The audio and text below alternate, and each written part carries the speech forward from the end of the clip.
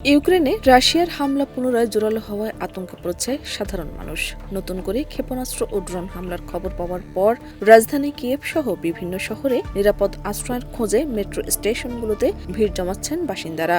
গভীর রাতে সাইরেন বেজে উঠলে নারী, শিশু ও বয়স্কদের নিয়ে অনেক পরিবার মেট্রো স্টেশনের ভেতরে আশ্রয় নেয়।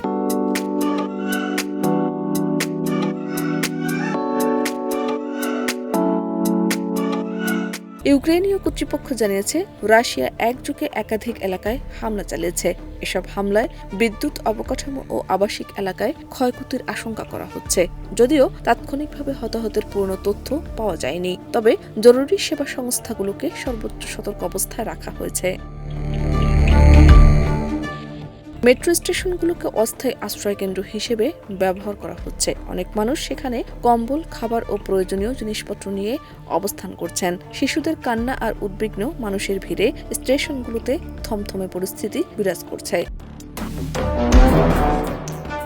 এদিকে আন্তর্জাতিক মহল নতুন করে হামলা শুরুর ঘটনায় গভীর উদ্বেগ প্রকাশ করেছে। যুদ্ধ দীর্ঘায়িত হওয়ায় ইউক্রেনের সাধারণ মানুষের জীবন আরও অনিশ্চিত হয়ে পড়ছে, আর প্রতিদিনই নিরাপত্তাই হয়ে উঠেছে তাদের সবচেয়ে বড় চ্যালেঞ্জ।